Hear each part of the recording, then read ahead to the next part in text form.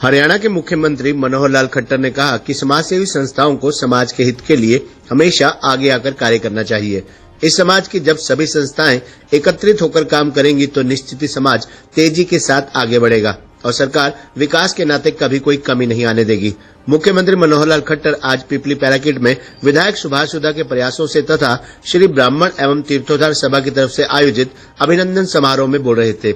इससे पहले मुख्यमंत्री का कार्यक्रम में पहुंचने पर 51 वेद पाठी ब्राह्मणों एवं आचार्य नरेश की शंखनाद की ध्वनि और मंत्रोच्चारण के साथ स्वागत किया गया।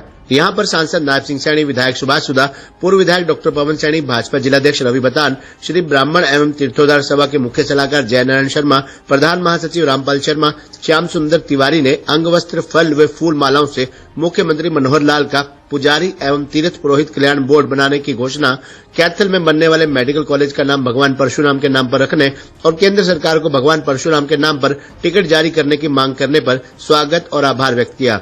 मुख्यमंत्री मनोहर लाल खट्टर ने समाज के लोगों का आभार व्यक्त करते हुए कहा कि समाज के लोगों ने करनाल परशुराम महाकुंभ कार्यक्रम के दौरान जो जो कार्य किए थे उन्हें पूरा किया जा रहा है और जो भी कार्य समाज ने उनके जिम्मे लगाए उन्हें पूरा करने का प्रयास किया गया है।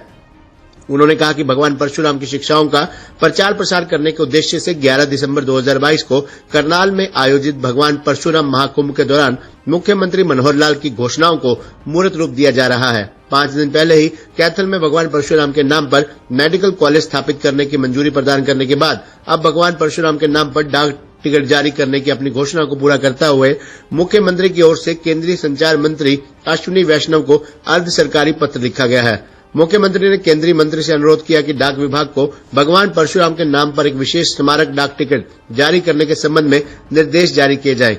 भगवान परशुराम को भगवान विष्णु का छठा अवतार माना जाता है। वह भगवान विष्णु के मानव अवतार हैं और उन्हें न्याय का देवता भी कहा जाता है। महाभारत के साथ साथ रामायण के दौरान भी भगवान परशुराम का वर्णन मिलता है। परशुराम भगवान शिव के बहुत बड़े भक्त थे, इसलिए माना जाता है कि उन्हें प्रसन्न करने के बाद उन्होंने स्वयं भगवान से फरसा प्राप्त किया।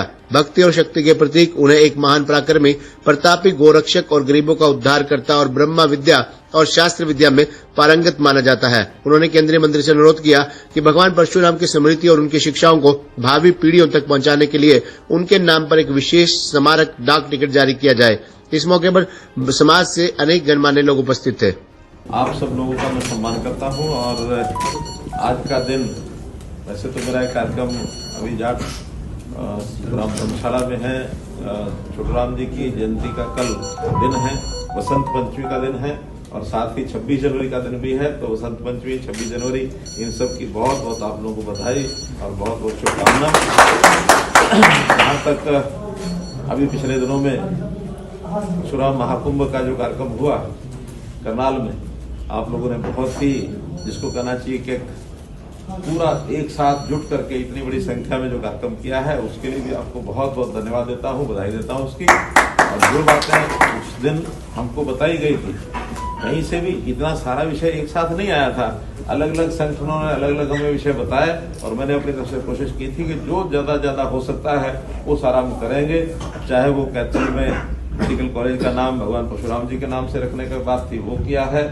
चाहे पुजारी और जो पंडित और पुजारी पुरोहित हमने की डाक टिकट का विषय भगवान परशुराम जी के नाम से डाक टिकट का विषय वो हमने कर दिया पूरा, यानी अपनी ओर से पत्र लिखना था वो हमने लिख दिया है। अब तक की बराबर जमीन का भी मोटा मोटा विषय सारा कंप्लीट हो गया है। सब करनाल की कुछ लोकल डिमांड्स थी वो भी हमने पूरी कर दी है। मेरा तो इतना ही कहना है कि समाज जागृत समाज है, विद्वान समाज है, आपके पास कोई ज्ञान की कमी नहीं है। इसलिए सब जानते हैं, हमें जब सब संतुलन बैठा करके और सब चीजें आगे लेके चलनी होती हैं, पूरा समाज एक साथ जुड़ करके और जितने संत महापुरुष हैं उनके सबके विचार प्रसार की जो योजनाएं हैं वो सब हम करते हैं।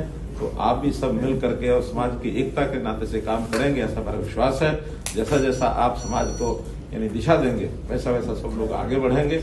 ये वास्तव में काम आप ही का है, तो आप जैसा करेंगे उतना ही समाज का स्तर ऊंचा उठेगा। हम तो विकास के नाते जो चीजें हमारे सामने आएगी पूरा करेंगे। आपका बहुत बहुत धन्यवाद। अगला कार्यक्रम